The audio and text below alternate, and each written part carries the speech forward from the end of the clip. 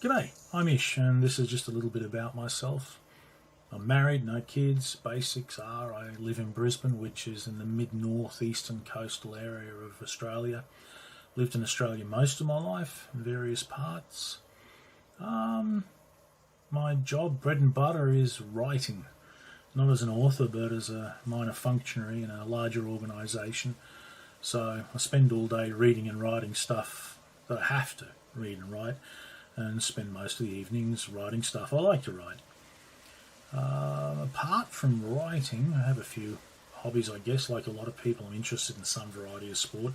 I'm not a fanatic or a team supporter, I don't think. The main thing that I like doing with my wife is travelling. We're pretty fanatical about that. We like travelling, not in 5-star luxury or even close to 3-star, to be quite honest with you, but just like getting in and living like the locals live. So, for instance, we spent 3 months going through India backpacking just a year or two ago, and then just maybe a couple of years before that, going through Africa for 4 months on one of those large orange tour buses, camping and wandering around, sleeping in the middle of the Serengeti, for instance, in tents, and having hippos and elephants wander up by the banks of the Zambezi River into the tent site. So, like doing the slightly unusual things, or the slightly more normal things with travel. And beyond that, there's just not a great deal to say for myself, apart from the fact I do like writing and reading, as I'm quite sure you know.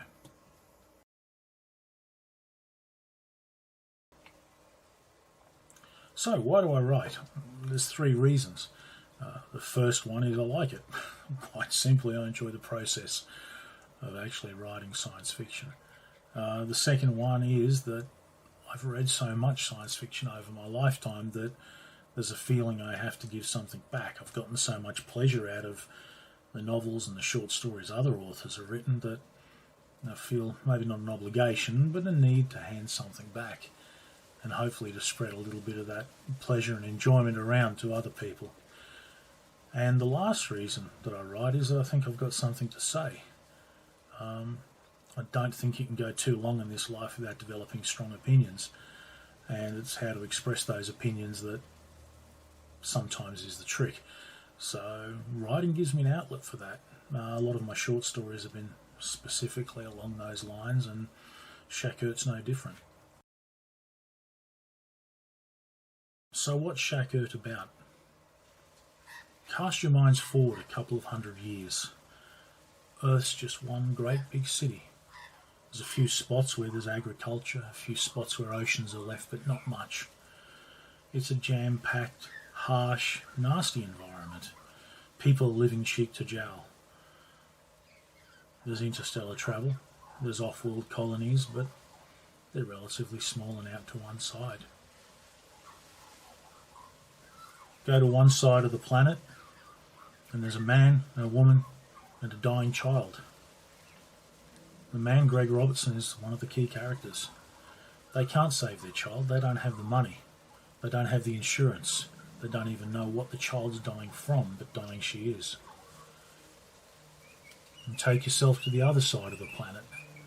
There's a young boy, 17 years of age, who's just starting to ask questions again and again and again inside his old Amish community. They want him to live a life as they have done. A farmer, a wife, children, dirt beneath his feet, dirt under his fingernails. No training and no education, but he wants something more. Yet at the same time, his heart's tied to his mother. So he decides to leave, even as his community is more and more under threat from the world outside. And his father, Menno Stoll, one of the other main characters, very soon after the young man leaves, becomes a leader and a pastor of that community and has to make choices for that community's survival. And ShaKert's the story of 2 families. On the one hand, Greg Robertson's, and the choice he makes to try and save his dying child. And on the other hand, Menno Stoll, and the choice he makes to try and preserve his way of life in a world that really is trying to extinguish it. They come together through the worst of all possible circumstances and end up marooned on a planet together. And that's where the trouble really starts. There's nothing there as far as they can tell. It's a cold wilderness. It's empty. It's barren as far as they know. And they don't know if anyone's actually going to find them or come looking for them. All they have is what's with them, and thankfully, the Amish are bored enough to actually try and start a colony. But is it enough in that environment? And what do the Amish want? When they look outside the windows of their ship, when they stand on that cold plain, they see themselves, the 50, 60 of them, as being the majority. It's the chance to make the world that the earth has never given them the potential to have. A place where there is nothing to guard against, where they can make that community under God the way they think it should be lived. For the other 3 or 4 people that are with them, Greg Robertson, his family and the flight attendants, it's simply a struggle to survive. They've never been outside into a place as wild and as empty and as unforbidding as ShaKert is. They've never had to face that. They've been city dwellers all their lives inside Earth, inside that closeted, cloying metal ball that the planet's become. And how do they react to that? When they're stripped of all their friends, they're stripped of their technology, they're stripped of every single reference point, and all of a sudden they're thrust upon the good graces and if you like, the kindness of strangers. And in between that, conflict that arises slowly but inevitably out of 2 groups who are trying to do their best and trying to work in the best of motivations simply to survive, other conflicts arise. Greg Robertson and his wife. All of a sudden, it's the 2 of them having to face each other every single day as people, rather than having the accoutrements of a large civilization, a connected, continually connected civilization flooding through their minds. What happens when the person that you're with is with you 24/7 and you've never been that close to them mentally all your life? Are they the same person? And that's the story, in short. There's more to it than that, obviously. And it develops a little bit further down the line.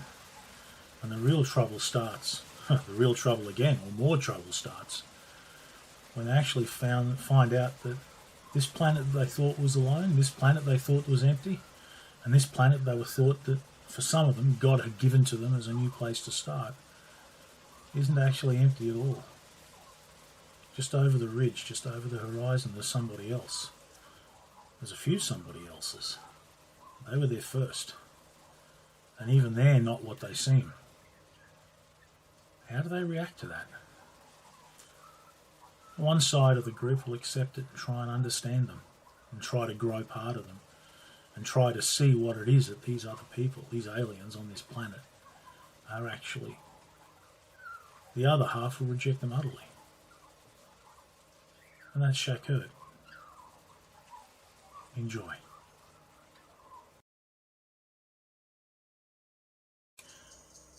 A central part of the book are the Old Order Amish, so it's a good idea, I think, to just make a little bit of mention about them and why they're there. I have a great deal of respect for them. Everything that I've read and all my interactions with them and all the people or members of their church that I've talked to, they're a very honest, very straightforward group of people. They're very astute businessmen. They have a set of principles they adhere to. But by the same token, they seem to have a respect and I think love is probably the proper word for people who aren't of their order. I mean, don't get me wrong, they believe they're right and their way of living is the proper way to live. But they do have a rather unique viewpoint on what they term as the world, and that is anybody who is not an Old Order Amish member. One of the clearest examples I can remember of the way they behave and their attitude towards the world is a story about a drunken driver who actually killed her family of Amish people. And the Amish people actually went to court to defend that person's character references. And they actually stood up in the court and they said they forgive them. And they stood up in the court and they said, well, you know, it's just one of those things. And we forgive that person. And they actually went around to that person's wife and family while that person was in custody to try and comfort them. So to me, they're a fascinating group, and they have their motivations, which are rooted in positive ideals and a positive belief. And for the foil in ShaKert, and for a group of people who can accidentally lead their way into conflict with another group, I thought they were absolutely perfect. Now, admittedly, like most authors, I take a little bit of license with the product. These old order Amish and ShaKert, remember, are a couple of hundred years into the future. So they're not going to look exactly like the old order Amish that you'll find in the Pennsylvania county. But there's enough of a resemblance there, I think, to draw the line between them. So, why did I write ShaKert? Or, probably more to the point, why did ShaKert write itself? Because there are times when it felt like the book was just straining to get out of me. It had to be written. I don't know if that's a common experience of authors, but it certainly was my experience. I had no choice in the matter. It was there waiting to get out, and it demanded to be written. I've written and had published maybe 50 short stories before I started work on ShaKert, and one of the prime drivers for writing ShaKert was the length. In a short story and flash fiction, you get 1,000, maybe 5,000 to 10,000 words to say something. ShaKert, you get 120,000 words, and that allows a lot more room for development of ideas and characters. The core ideas behind ShaKert are really simple. The first one is the loss of the night sky and darkness. As a child, or as a young man rather, I used to do a bit of backyard astronomy. I fell in love with the dark, with the stars, with the peace and the quiet of the place. And over the years, I think that's just slowly been eroded. So there's a sense of loss there for myself, of that peace and that communion, I guess, with the dark. So that was one thing that was pushing me to write ShaKert. Another thing was a desire to write something other than a book based on conflict, war, and killing. So there's a lot of really, really good science fiction out there that concentrates on armed conflict, intergalactic wars, and rebellions, and all those sort of things. And it's really good stuff, but I wanted to add something into the genre that was a little less violent. So that was another part of why I wrote ShaKert. Another core concept or a core thought while I was writing ShaKert is the whole idea of what brings about conflict. And we're used to conflict arising from the desires of different people to actually impose themselves or impose their values on other people through arms or by some force of means or means of force.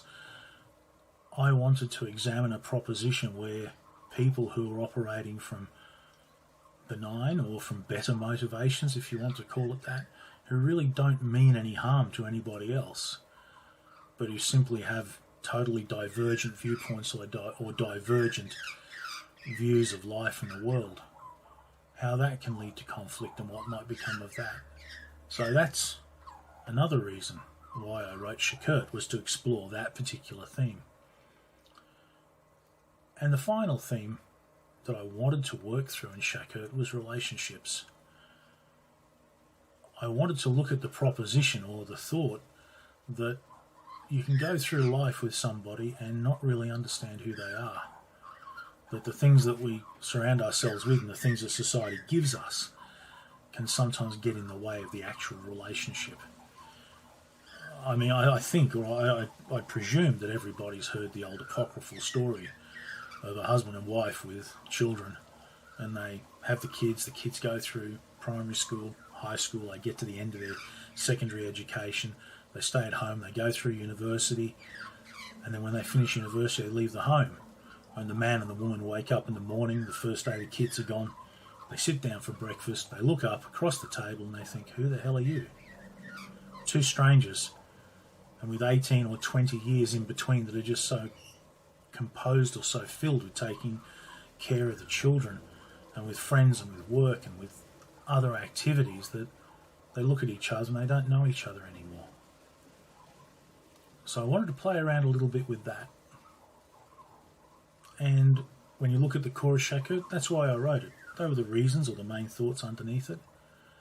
But as an author, the key reason is that there's not enough room in the short stories to develop themes, to develop characters, and to develop ideas properly. You need a novel, and that's why I wrote ShaKert.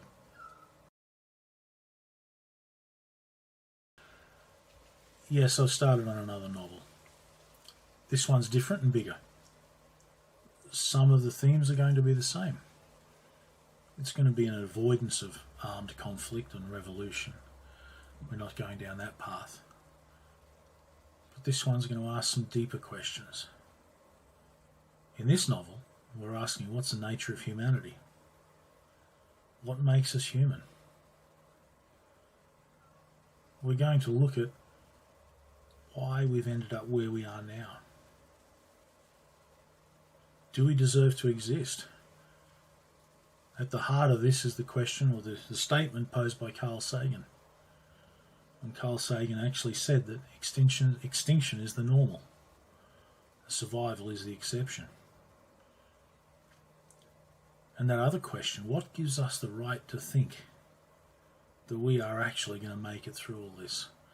That 20,000, 30,000, 40,000 years from now, we, humanity, are still going to be here or out there in the stars somewhere. Why do we think that? Is that valid? So, it's going to be darker than ShaKert, much, much darker. It's going to be longer. So, maybe this side of 2030 I'll finish it. And again, it's part-time work. It's not what I do for a living. Not yet anyway. We'll see if that happens.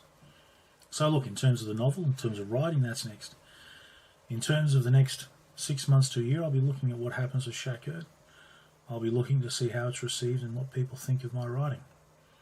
And for a debut author, I think that's important. I think that's something I need to do. I'm no Stephen King, but let's see if I can actually achieve what I wanted to achieve with ShaKert. And that's to give something back, provide a little bit of reading pleasure. So thank you for your time, and thanks for listening to me. And I hope I've piqued your interest enough for you to go out and buy a copy of ShaKert. And when you've read it, please let me know what you think and post a review. Goodbye.